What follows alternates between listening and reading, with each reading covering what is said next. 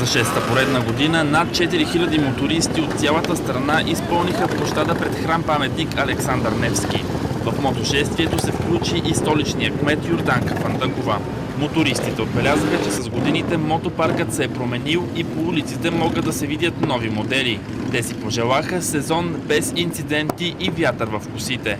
Уникално, който се качил слизане няма. Това е като любовта. Не може да се опише с думи. Просто не е за всеки и ако се страхуваш, никога няма да се пребориш, особено за една жена. Изисква повече физически усилия. Живи, здрави, свободни пари и време да си практикуваме хобите. Аз съм тренирал 3 години и половина мотокрос. И малки той трябва да има малко белези по лицето. А каква е тръпката, когато се качиш на мотор? Адреналина най-вече. Какво точно представлява тя? Не може да се обясни. То е вътрешно. Нахлува много кръв в мозъка и в главата.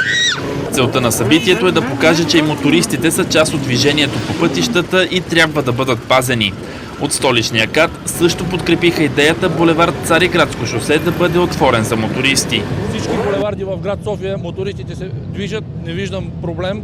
Разбира се, при първия инцидент, който се случи на Цариградско, съм наясно, че ще има упреци, но искам само да ви кажа, че миналата година имаме доста инциденти, въпреки забраната, включително и смъртен случай. От КАТ призоваха всички участници в движението да спазват правилата, защото така ще бъдат избегнати инциденти по пътищата.